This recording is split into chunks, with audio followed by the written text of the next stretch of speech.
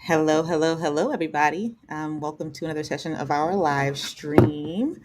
I am your host, Kaya Tolliver. Devrel here at Progress Chef, and I am joined here by my co host, Dan.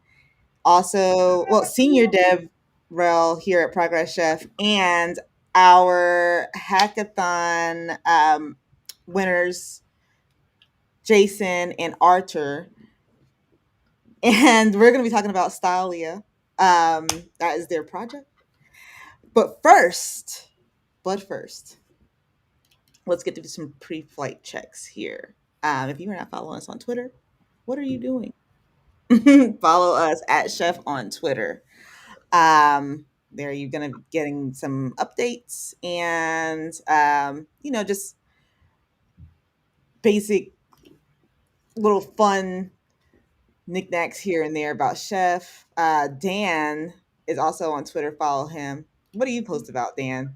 I'm currently retweeting just fun stuff about. Usually it's Brexit related because that's just my life apparently. Sounds fun. Hang on, what did I last retweet? Because I'm going to find something. It's going to be controversial, so let's just find out what it is. I know. Wait, don't look at that one. The views and suggestions on Dan's on Dan's Twitter account are his own. Oh, they definitely are my own. No, I think the last one was people trying to get into my village, and it was completely snowed under this week.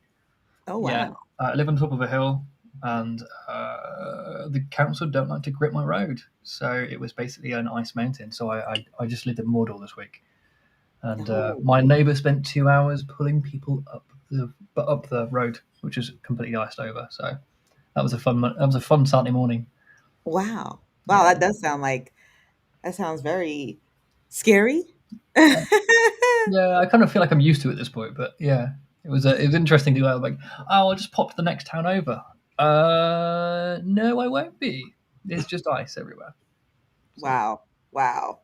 Well, definitely follow Dan on Twitter. Follow me on Twitter if you want. Right now, I just repost Chef stuff. So if you follow, if you follow Chef on Twitter, you'll know what I'm talking about.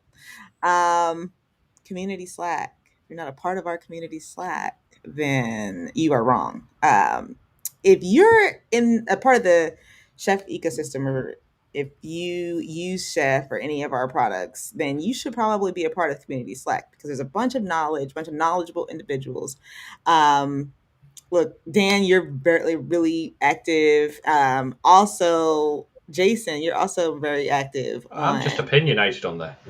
Very opinionated. I mean, I like you say you've been opinionated. You are like one of, like, I'm not going to big head at all, but you're one of the most helpful people on that Slack. I've got to say, you're usually pointing people in that direction or trying to coax out the right questions to people, which is always pretty helpful because it's quite hard to ask the right question in an open forum, and you tend to try to massage those people into asking the right questions.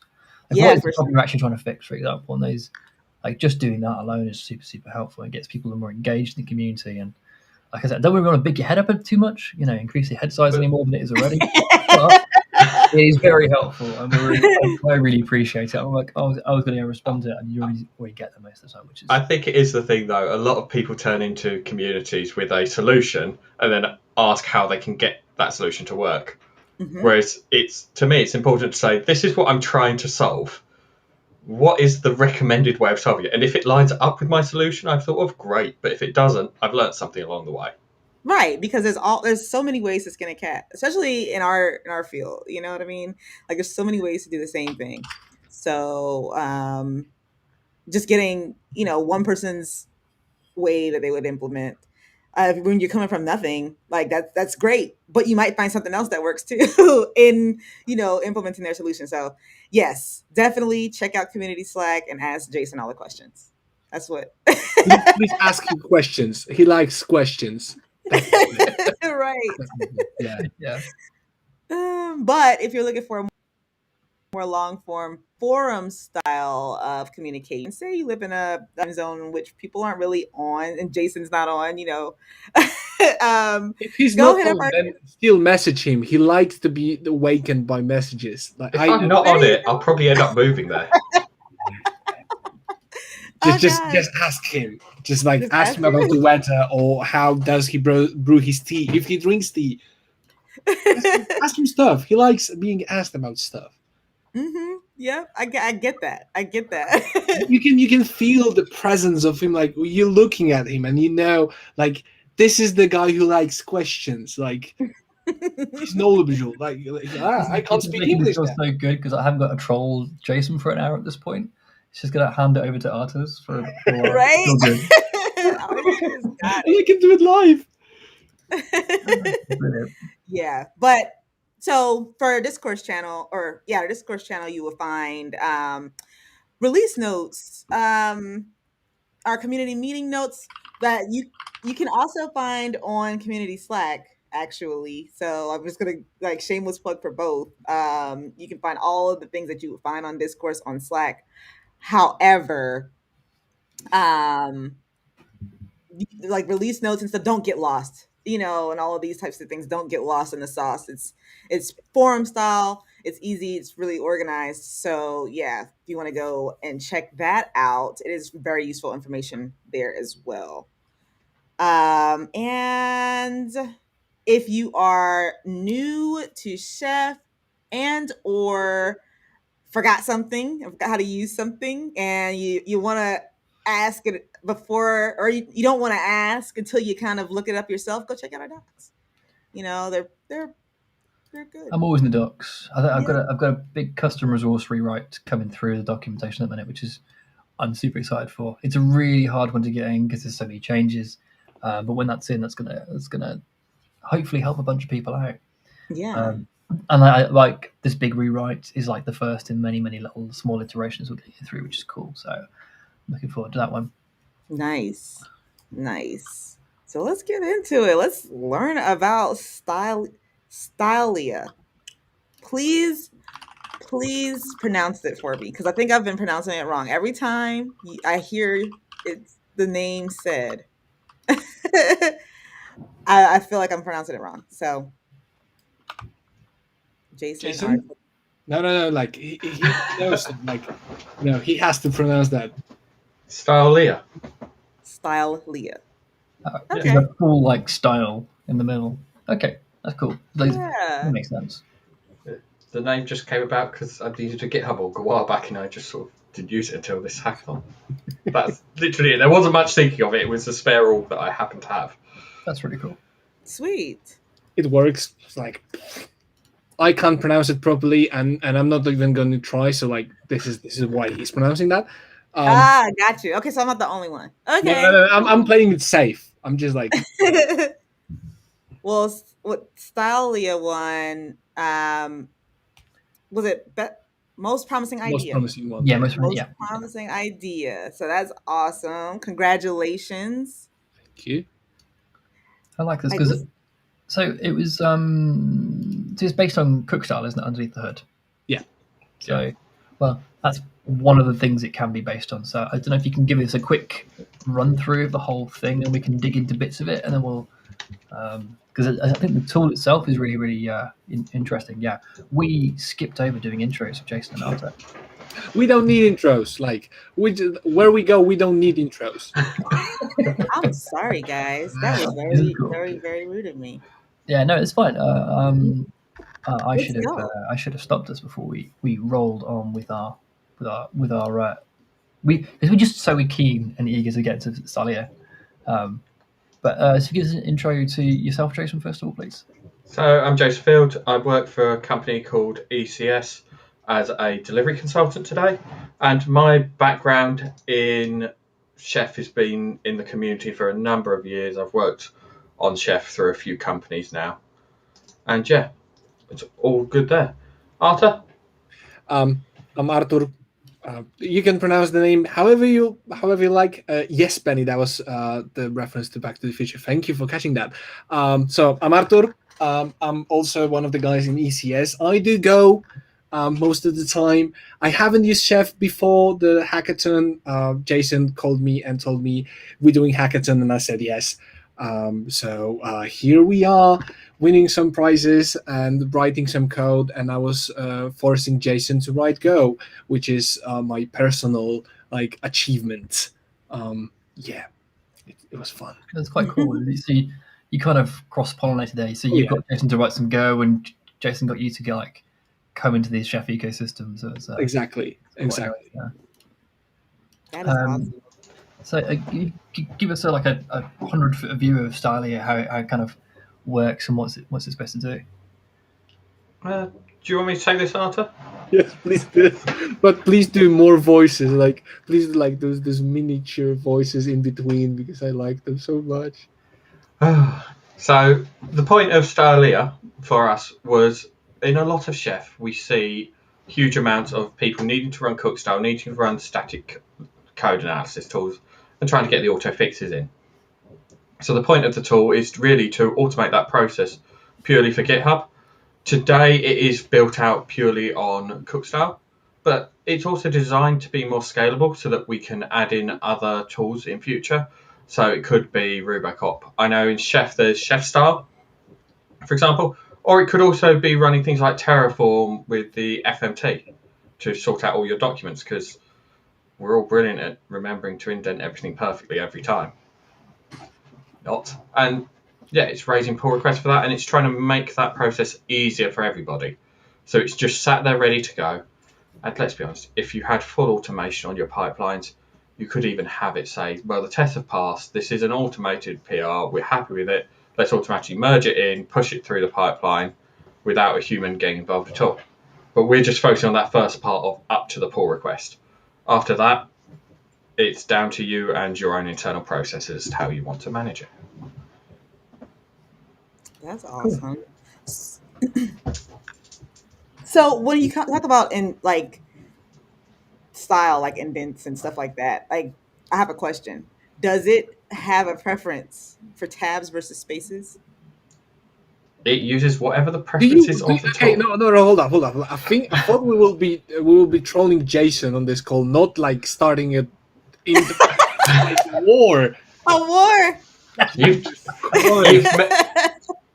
In my opinion, it's whatever the tool uses, apart from in Golang where you have no choice. Okay. Because you do, but you don't. It's tabs. It's tabs.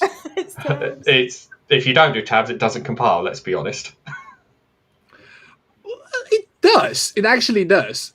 So, if you want to be a person who hates life and humanity in general, we could do Stylelia version of the code written in one very long string, probably, and just it would be the death of us, and I would probably not sleeping for many more nights to come. Not do I sleep, but yeah. We do use tabs. But okay. I think let's put a pin in that here. Okay. Let's keep this civil. Okay. We know where the limits are. I guess the most important bit of that though is the it will use, if you're using Cookstyle and it uses Rubicop underneath the hood, and you've got some rules, it will pick those rules up automatically and it will use that rule engine. So if you've got Terraform format and you've got some extra excluded directories, it will take the configuration from the tool you've got in your repository. Yeah, basically the whole idea was that whatever we want to use within the workflow, we can, and we won't feel bad about changing the code. Everything is very much plug and play. If you would look at the implementation, if you know Go, if you don't, Go has one method which is called main, which has to have everything in it. In our case, as the whole thing is basically a Lambda, we have one method that holds all the calls to everything else. And if you want to plug and play, just change this line or do a switch or something. Like everything has to be the way how we thought about it. Everything had to be super streamlined. You don't have to know the code to make it work with your system. We can just give you this is the thing, this is how you run it, and if you want to change something, well, there's a flag or there's a config file. Whatever you need to do, whatever you need to have, feel free to do so. Like just work with it. Nice. That's awesome. And I'd add to it that I think the first version of something similar to Stylelia must have been the Cook style runner that we wrote for Suze a while back. And I'm very glad it's been rewritten in Golang and decently, because that was a lovely piece of PowerShell code that would only work on Linux in a Docker container. Don't ask how I managed to do that, but that was one of the big things behind this, is trying to write good production code. Yes, it's a hackathon. Yes, not everything's perfect in there, but it's a lot better than what already existed in the community that I'd put out historically. It's at the same point, it is a hackathon, but it's fully tested. So we TDD'd a lot of it. So it's kind of like that kind of leads me to my next question, really, which was like, what's the biggest thing you've got out of it? And it kind of sounds like it was a good excuse. The hackathon was a good excuse for you to write the tool, to push you into writing the tool, because it could be something you would have used in the future maybe, but actually without the hackathon you wouldn't have ever written it. Yeah. Is that right? So I can say from my end, given that I haven't used Chef before, first I've learned about Chef, so that's good. Second, I had an excuse to make Jason's life a bit more, like to suffer him like a bit more, because I wanted to see new things here and there, how it will work, how we can hack into AWS and etc. So we still do have a lot of things that we would do differently if we would have more time, but at the same time we have our own in-memory store, because we thought we can use Redis, but we can use whatever the heck we want, so let's interface it. And basically the whole thing is interfaced. So as I've said before, you can use whatever the heck you want as long as it plugs in. Yeah. So there's an in-memory store for the tool. What's the in-memory store for? Jason, I don't want to talk about everything. So that's to store the current state that we know about. So basically, we ran Cookstyle. The last time we ran it, the main line, so the default branch, its git chart was this, and the version of Cookstyle we ran was this version. So if either of those two things change, then we should run it again. But otherwise, let's skip over it and let's not worry about wasting compute cycles.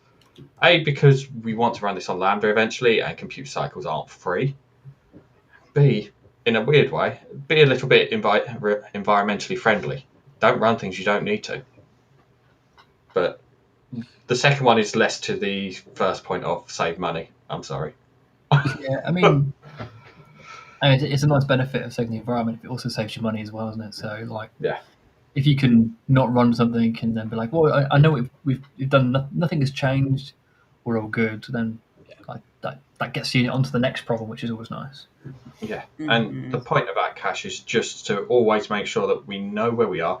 But the good thing with the cache is we also don't care too much for it. As in, if it was to disappear, we just rerun Cookstyle on every single repository we know about. Congrats, we've rebuilt the cache.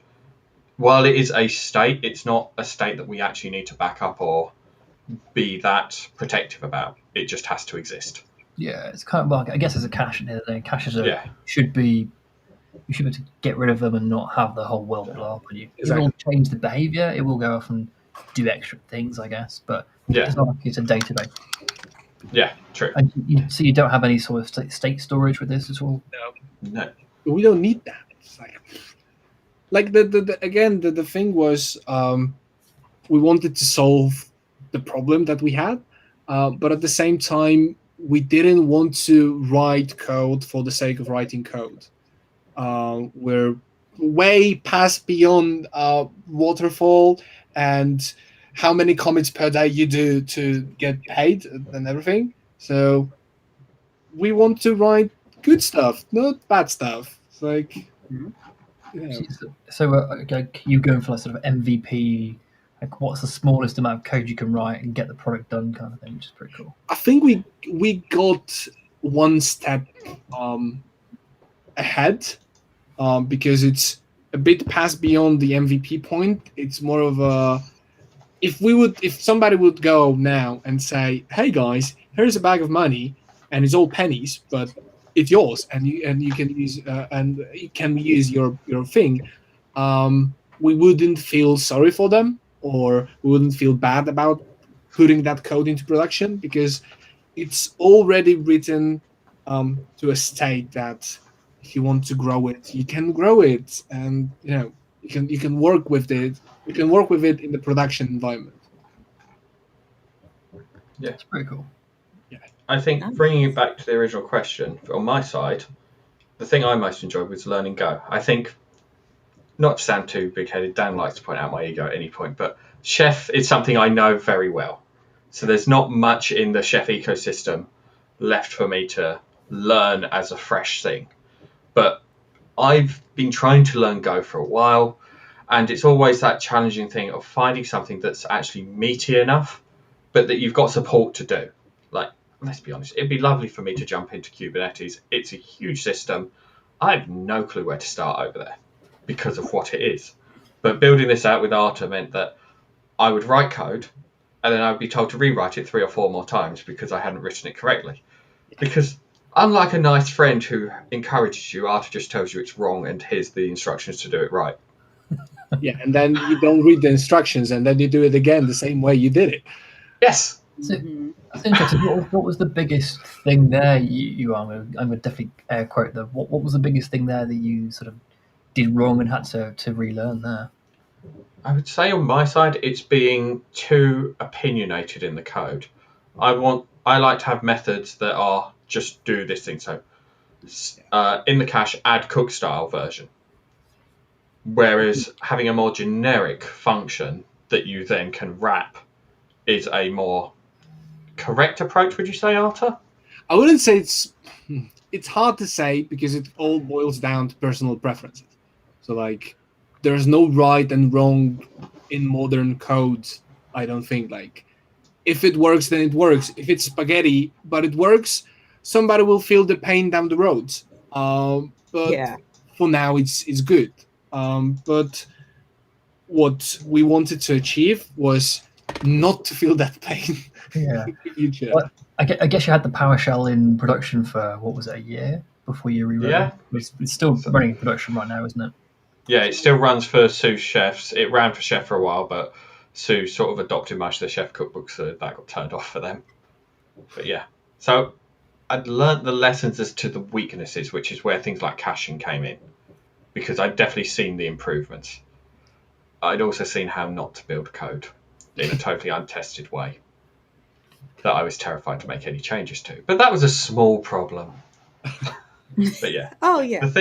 The biggest thing I would say is to write tests for your code up front. We've all heard about TDD, BDD, and doing this. And we're all quite bad at actually doing it. You either are somebody who naturally does it, or you add tests later and you hope they capture everything. Yeah. I would say the TDD style of it was extremely useful. And Arta wouldn't let me get away without tests. We were pretty hardcore on that. So there's maybe 1 or 2 things that haven't been tested. Benny, TDD is test-driven development, where you write tests and then you write code to pass the test, and then you iterate, and then you get the correct thing. And I lost my train of thoughts. Yes, okay. So there's maybe 2 things that haven't been tested, mostly because, I will put it this way: a lot of things has changed since we started writing, and then to the point that we actually submitted it in our personal lives. So we haven't had time to actually TDD the heck out of it. So there's maybe 2 things that haven't been done in proper TDD manner, but apart from that, like we would try to be very strict on ourselves. Nice. I think it's one of those things where you can be, well, there's pragmatic and strict, isn't there? Yeah. Whereas, like, Yeah. well, I can write this test. I had this yesterday, day before, where I spent more time writing the test than the actual code. Exactly. And then actually the test's really hard because of all the I things you need think, to get together. and this is what you're saying, Dan, is basically echoing what we said, I don't know, 3 minutes ago, which is there's no right or wrong way of writing code. It's Right. always boiling down to many factors here and there. Like if you have time, if there's any extra overhead or whatever, it's like no, it's just working in this way. Like you have to be reasonable about what, why, and when, rather than just I'm gonna TDD everything and then you never deliver anything because you never. Yeah, that's true. It's a balancing act. Yeah. But TDD is the way to go. I think, like if you aim for like a certain percentage of code coverage, Oh yeah. that's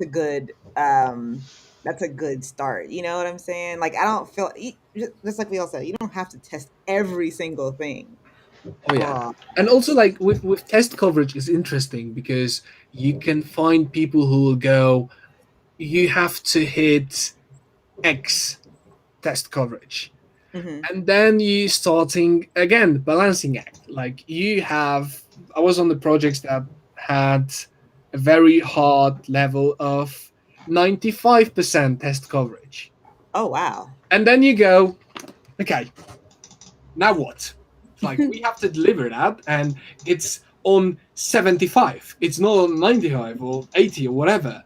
And then you just like go, okay, you're asking your manager, do we want to deliver or do we want to write code for the sake of writing code? Like, I think this is where in modern applications you end up writing a test strategy and you end up figuring out what you should be testing where and how. Yeah. And being a bit pragmatic, there are times at which things just need to get out. But if you need to cut corners, write tickets, stick them in the backlog. Make sure it's something visible as a piece of work that needs to be fixed later, rather than something just in the back of your mind. That, next time I'm in this file, I will add tests. It never happens. And also, that's a good approach. Yeah. Also, it's 2021. Communicate. We're working remotely. We have asynchronous communication. Just communicate with each other. Just write to you. Like, I don't know, write the message or send the letter via email. Not like the physical one because it takes time. But literally communicate. Yeah. And this is like this is our service announcement. 2021, remote work is fun, communicating is fun, talking to each other is fun. You don't have to be in the same space to talk to each other. Thank you. Yeah, and TDD is good. Exactly.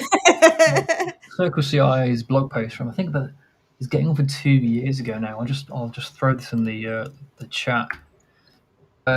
Circle CI is a fully distributed company at this point. Or was 2 years ago, even before COVID hit, and their recommendation for all communication is just over communicate everywhere. Yeah. So lots of tickets, lots of talking around tickets, lots of video calls. Like just talk as much as possible and get. So then you don't lose any misunderstandings. Exactly. Get at as well. Because if you don't communicate enough, then you'll end up writing a test that's not needed. Or like we did say 95% test coverage. But actually, what we really meant is the goal, and if you can't hit that, and that's going to like impact the quality of your product, that's not what we want. We want what we were aiming for is a quality product, and we just picked 95% out of there because it sounds good.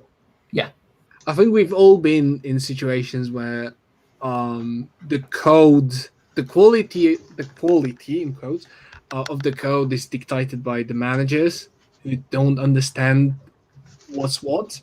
And I think the golden rule here is not to fight with them, is to have a chat.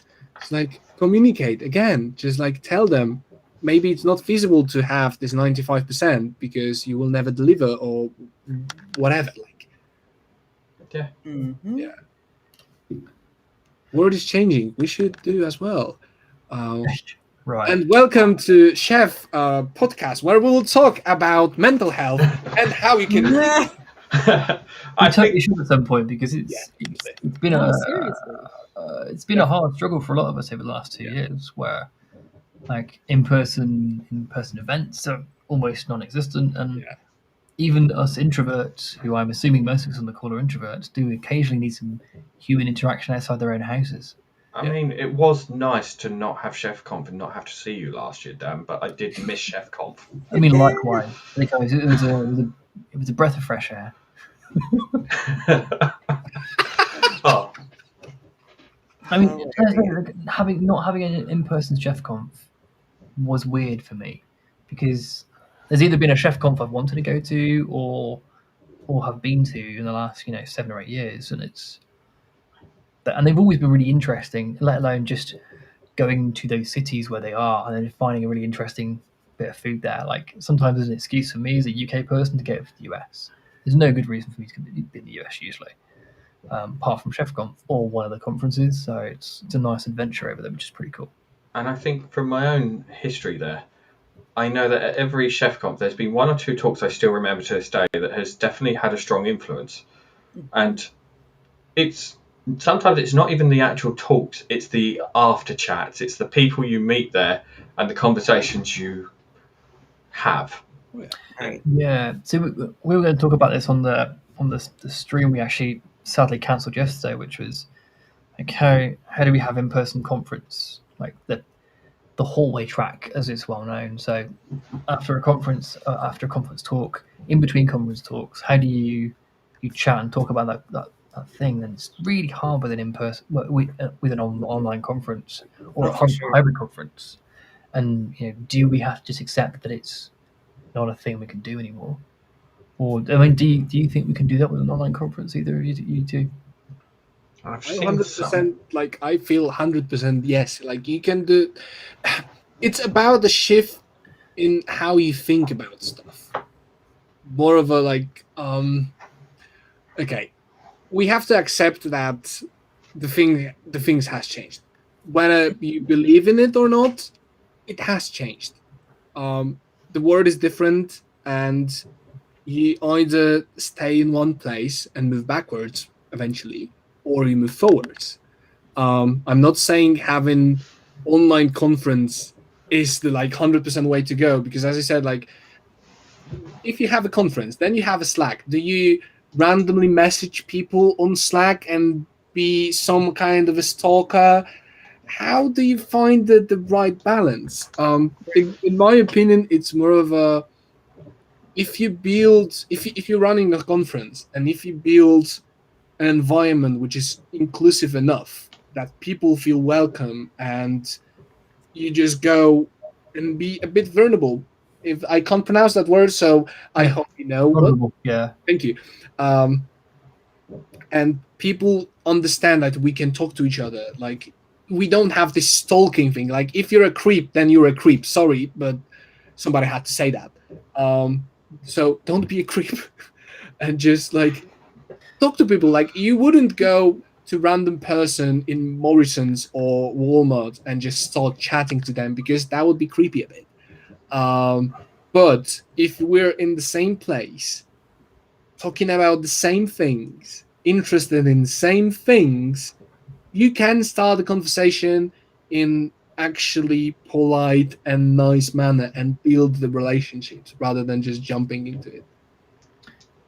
Yeah, I think you got a thing there. So the developer relations conference that myself and Kai went to, I think it was 3 weeks ago now. Yep. Okay. Wow.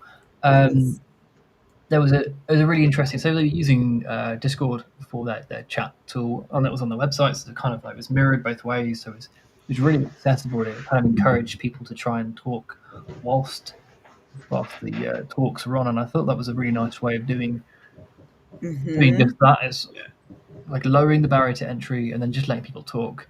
And a small subset of people did talk during the talks, but actually you regularly had people talking, which was not a thing I'd see. Like other conferences, I find it really hard to, when you're online anyway, saying, well, just even start a conversation or any of that kind of stuff about what's going on right now. Yeah, I think the other thing to make sure is for conference organisers to make sure there's that 5-10 minute gap where you normally be walking in between. If it's just back-to-back talks, you never get that opportunity to have that chat because you don't want to miss the talk that you want to attend. Ooh. Yeah. And it's a tiny little thing, but we all know that if a conference talk says it starts on the hour, it starts 5 past the hour by the time everyone's got in the room. And it always is meant to finish 15 minutes late, and it always finishes, or 15 minutes early. It always finishes 5 minutes early, maybe if you're lucky, depending on questions. And there's that window when you're walking to the next one, which is the time at which the hallway conversations happen. Mm-hmm. So it's trying to make sure that you've still got that buffer time for those conversations. Yeah, I think it's a good point. But I think that does bring on to another topic, which would be in-person hackathons or virtual hackathons. Yeah. So, and before we do that, actually, would you do another hackathon, another online hackathon? Yes. Yes. Cool. I think. Would you say it's been personally successful for you to just even entering it? Was that quite a positive experience, I guess? Arthur? Yes. Cool. I feel like hackathons are great in general if you like building stuff. If you don't, then maybe it's time to think about another career. Sorry. But if you like building things, like, doesn't matter if you want to win stuff or not. Because me and Jason, we started writing this as we would probably write it anyway. It was just a matter of thing that he had an idea, I can do go, let's meet in the middle and let's work it out. So yeah. Right. It was like motivation, kind of like, Yeah. right? Because there was a prize. It's like playing Rocky in the background. Yeah. Just like like feeling like you're writing code and there's like dee dee dee dee dee dee dee dee dee dee dee, and everything like compiles and everything. Like you get a montage. Amazing, absolutely amazing. I think the other thing I really like is that there's more time in a virtual hackathon. I know we said we wouldn't touch on it yet, but any conference, there's only so many days. And am I still online? Yeah. Sorry, I got a pop up at the moment saying there was a problem. But yeah, there's only so many days of a conference, so there's only so much time you can do a hackathon at a conference, no matter how successful you want it to be. But with a virtual one, yes, it's about building things, but it's also about having that deadline. Because we've all done that thing where we're going to build something, we start it, and it sort of drags on or it gets left behind. By having a deadline, I found it gave me the motivation to focus on this thing as opposed to other things that I've got going on at the same time. And I think that helped a lot. Yeah, it's like a sense of urgency versus, I'll get to it when I get to it. Because I don't know how many, like every developer I talk to has like a pet project or 5.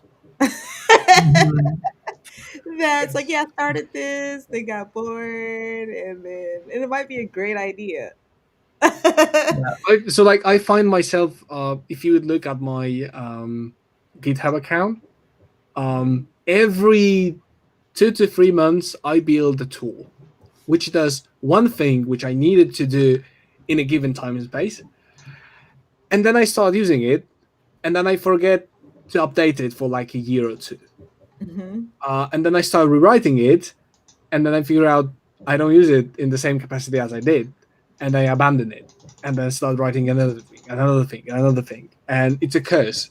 But I think it's a good curse, like learning stuff. Like for example, me and my wife, we will be moving countries in like next few months, years, maybe something. So my idea was, let's write an application that will generate QR codes for all the stuff and boxes that we will have some database in it, have some stuff and etc. My wife does UX UI, so she will design how it should look. I will build the stuff, and I just can't wait to build it out, to make it to MVP, and then just like move the countries and totally abandon it. Just like, I can't You have wait to to at least abandon my scan the pet QR project. code. oh yeah. I just can't wait for it, because it would be like maybe a viable business proposition for people. Because maybe if you're moving countries and you don't want to create your own Excel sheets, you want to know what's in your boxes and etc., and you don't end up with 55 boxes in your kitchen, wondering if 10 of them are from the kitchen or not. Have you thought about just using a normal label and writing the word kitchen on it? Exactly, but it's way too simple for me. Like, I want to overcomplicate stuff. Like, you haven't seen my room. Yeah. So I'm 100% like, we'll do it. We'll make an MVP. We'll use it. We will be super nice. I will write 10 posts on my personal blog, acondas.com. Go check it.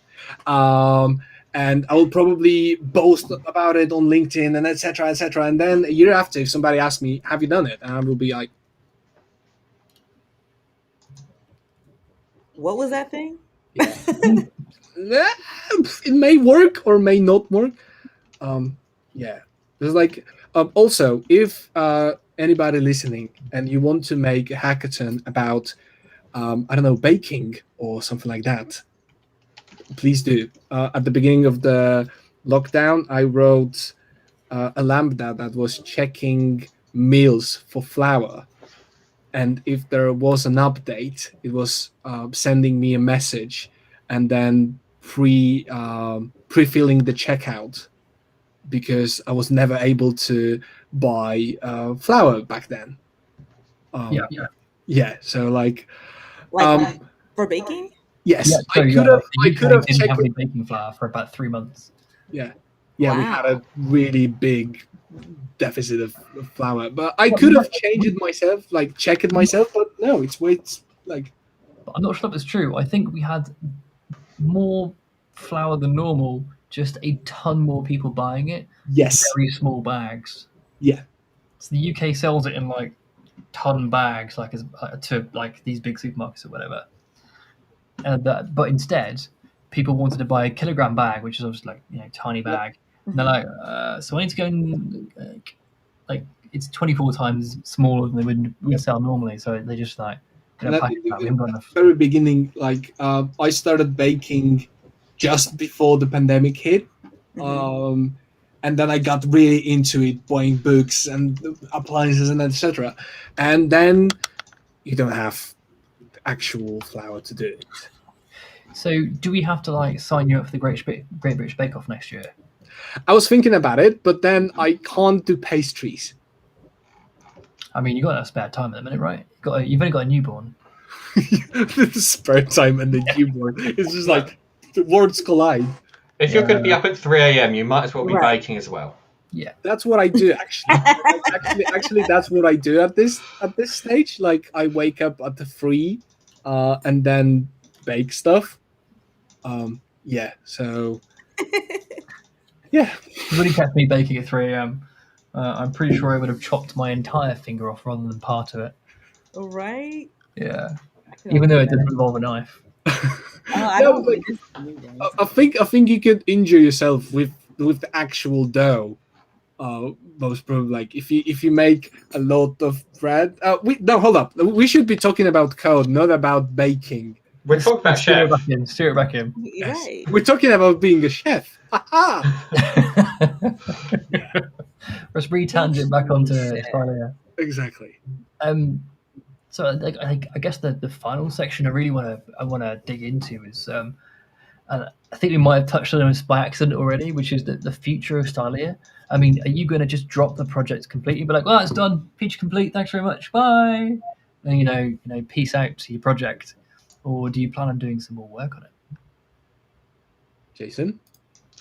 I mean, Jason, do you plan on doing more work? I plan on doing more work. I see long-term value in a tool like that, and I know in a number of businesses, if I'd had a similar tool, it would have been useful. So I see it not just as a tool to build out, but also something that potentially could even be sold to businesses, because at the end of the day, it's reducing the engineering time that they need to spend on things. And if we can build it right, if we can scale it right, my long-term aspirations for it is that it just automatically runs in the background, triggering through a GitHub app. Sorry to GitLab people, but GitHub apps is it at the moment. But going down that path and trying to build out something that just works for the majority of people. Because, hey, we've all seen the tools, we've all worked in languages that have these great default recommendations, and none of us bother to set them because we forget to run that tool before we commit. So either the pipeline fails on us, or it's not in the pipeline because either we totally forgot to do it, or it's annoyed enough people that they've ripped it out because they just needed to get through it. And if we can make that process easier, I mean, look at Chef. If we take Cookstyle, you could go and set up the rules to say, hey, please target fixes for Chef 16 because I'm on 15 and I want to migrate. And then just have that continually run, continually make sure that everything's in line. So when you're ready to go to 16, everything's already set and you're not doing a big, I need to validate every cookbook, I need to go through Cookstyle, oh great, and all of these things need testing. It's just always there in the background. Okay, so your kind of big plan is to make it self-service. People can just install a GitHub app and then get this automatic PR. And then there's like Pull Pandas and lots of other GitHub apps out there that, I guess the inbuilt GitHub one, which is GitHub security alerts. They'll open pull requests for you. Yeah. I guess it's kind of like that, but for style. Yeah. Yeah. And also not to abandon it in 3 months' time. That I think that's my personal goal. Like, I wouldn't like to, like, we've spent some real fun times writing it, and I don't want to abandon it rather fast. So yeah. But you've got a PS5 to play on now, so when are you going to get time?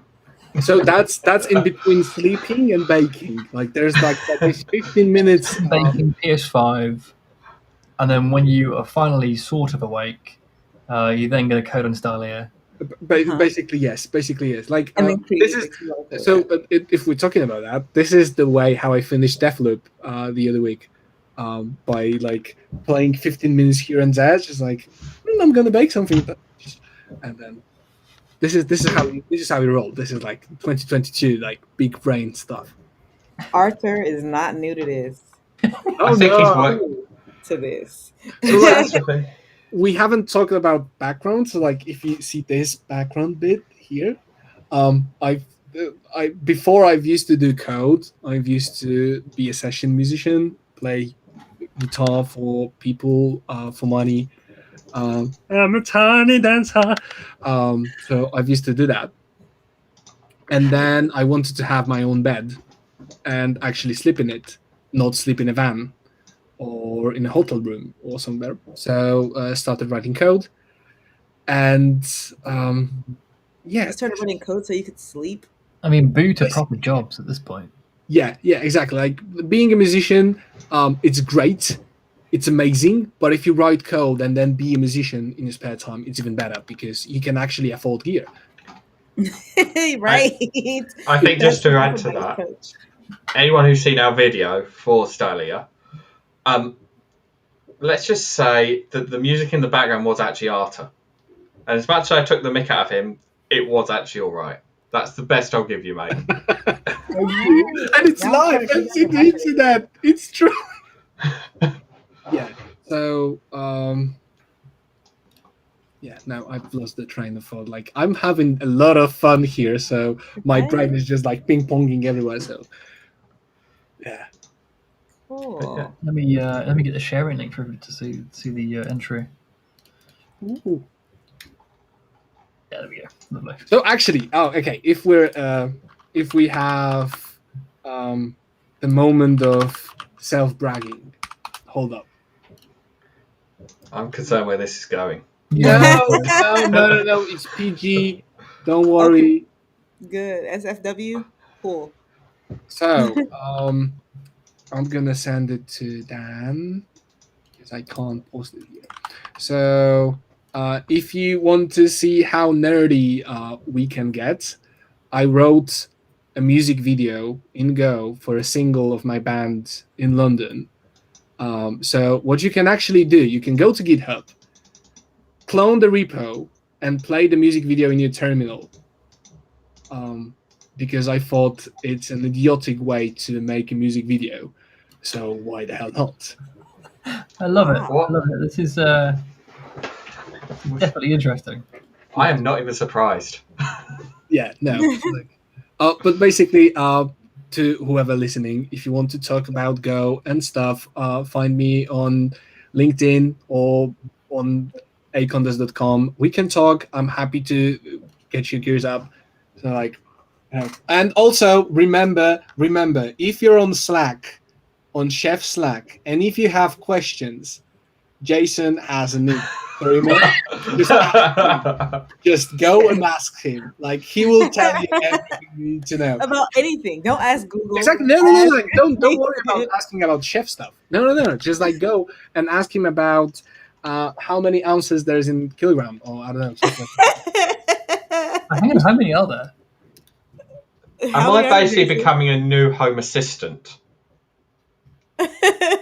Yeah, we're gonna have like Jason instead of Alexis. 35, by the way. Did you know that, Jason? There you go. He knew it, but he just like he doesn't say that out loud because like it would take the mystery out of it. No, it's like it's a balancing act again. Just like keeping a bit of mystery here and there. Mm-hmm. There you go. Yeah, but yeah, again, ask him. I think though, I will say the hackathon itself was really great fun to enter. We built some cool things, and I have to say some of the other entries really blew my mind. Like that first place entry was just. Oh yeah. How did he do that in that time period? Has he worked out how to make more than 24 hours in a day? Because that is a good question, though. I actually wanted to know like how much time folks spent. Like how much time did you all spend? We probably did about half a day a week, I would say. Okay. But then a few weekends of a bit more intensity towards the end as the deadline came up. We did like 2 full weekends though. Like we did when I've started at 8 on Saturday and finished 4 on Sunday. So we did few of these, but they were like mostly housekeeping, not like writing an actual piece of code, if that makes sense. Yeah. I would say that bad that it needed 12 hours housekeeping. That's also true. We did maybe around 60 to 80 hours total. Okay. Yeah, I wouldn't say it took more than 100. That would be like the top estimate on mine. Yeah. That's good to know. The reason why, because we did touch on the fact that virtual hackathons give you more time, but like in the future, it's like, so should we continue with this? What was it? 6 weeks? It was like 6 or 8 weeks that everybody had. I think we did 8. Yeah. Like, do you all think that was like a good amount of time, or do you think it could have gone? Would it have been? If you had a month, what do you think you would have been able to do? I mean, you could do 100 hours in a month, but it's still like a lot more. I think it's a time budget problem there, and the first week or two is coming up with the idea, getting some skeleton on it, trying to work out if it even has legs, and maybe it's like a business. You could just throw it away and start again in the very early few weeks. And I think having just a month, that's quite a narrow time. And then the thing of if you're like Payne and setting up Jira or Trello or anything to actually navigate through the ideas. Mm-hmm. Yeah, that's true. Yeah. You take a lot of time away from that type of thing. Yeah, I like the time we had. I wouldn't mind a hybrid hackathon, and by that I mean where Chef have had hackathons in the past which have been on site. At least if you started it with the on-site work, you'd be able to build a team. You could spend a day with a whiteboard actually coming up with the idea clearly, and then you take it off for the remote part of it and the fully virtual online. But that's a really good point. I think you'd end up building more random teams than just people who already know each other. Yeah. Or, as we saw a lot this year, it's single entries, because building a team is complicated. Whereas if you're at a physical event or at the end of a conference, and you can basically say, hey, I'm looking and I'm interested in analytics, I'm interested in style, as we were, for example, other people who'd be interested could come along and figure out as to whether it's the right team for them as well. That's a good point. also, yeah, we did definitely learn that, the team creation was a bit challenged with virtual, but also we noticed that folks, I mean, there were some folks that interacted with the mentors, but I feel like if we were in person or hybrid, like you said, that we would be able to at least have like the first day where mentors could get more involved, introduce themselves, like kind of like get with a team, you know what I mean? And then you had somebody that you could ask questions just in case everyone on the team was brand new. Yeah. You guys were in a great position because each of you had your strength for one of the components that you were working with. I'd Yeah. imagine it'd be a lot more difficult if um, there was someone that was working alone, or there were so someone who's working alone and they were new to chef, or multiple folks on the team and they were all new to chef. You I, know, I guess I had so we didn't use the mentors at all because of my experience in chef, right, and I think that gave it gave us an advantage, but it meant that we weren't waiting for somebody with chef experience to be available to us right. because I've got it. I sound big-headed, but I've got enough of it that we can just figure it out, or I already know most of the answers. And at worst case, I can tap one or two people on the show and say, "Hey, this one question, what's the Right. answer?" As opposed to people, if you had, say, a weekly mentor session, you could be stuck for 3-4 days waiting for That that is session to true. get unblocked. That is true. That is Now, true. I saw some people come into the community and ask questions, but others might not want to ask, might feel that asking questions in the community could reveal their entry, and therefore they don't want somebody else to do what they're Yeah, doing. probably. Ah, that's a really good point. Because I know Arta and I stayed quite quiet about what we were building until probably week 5 or 6, when it would be too late for somebody else to do the same I thing. think even later, like we played it close to heart, like for the most amount of time. Yeah, and I think that's the thing with a hackathon is there's a lot of good people with good ideas, and you want to make sure that your idea stands out and there's not 5 people putting in the same idea. Yeah. That's true. That's true. I think we had a really good variety of ideas for So submissions, and what was I like was there Mhm. was 600 participants and 22 projects. Yep. Yes, we had 666 entries. Even better. Well, then we had to narrow down the ones that followed the instructions, and Yeah. we ended up with 22. That's And yeah, good. 22 really good, solid Yeah. projects. Yeah. Which, um, actually, Archer, you might be able to relate because you're coming from a app development side of the fence. And I say this all the time, but I was really like, I don't know, I was cautiously optimistic because I had never heard of a DevOps hackathon before, you know? So I'm like, Yeah. what do you even do? Like, It it's a novel idea. Let's put it this way. right. Yeah. Right. So it's like I know, when you're doing app dev, when you're doing app dev hackathons, like you get this, like somebody creates an application that like you Oh yeah, no, see and all. you go crazy. It's just like Right. go crazy. There was like so one of the hackathons I really wanted to get into when I moved to London was Abbey Road used to do hackathons before the whole thing hit, and they did two editions of where you go over the weekend to Abbey Road Studios, which is just like, and then you write code. Looking at the gear that has recorded the music for the last 60, 80 years or something like that. And it's just like, ah. And then, Yep. I remember I read about some ideas that were created there. And I'm just like, mm, so good. Yeah. Yeah. I mean, I'm actually, I was very impressed though by the variety of ideas and the quality of ideas that came through. I mean, it was just like, Yeah. oh, Well, wow, we can the do this. variety was pretty crazy. There was a Jupiter Lab one.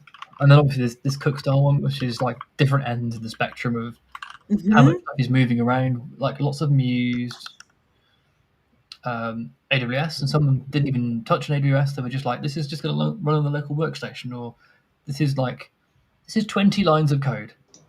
There was one of them, and it was one of my favorites. I think it was how to run it in spec on GitHub Actions against Azure, and it was like one of my favorites because it just worked.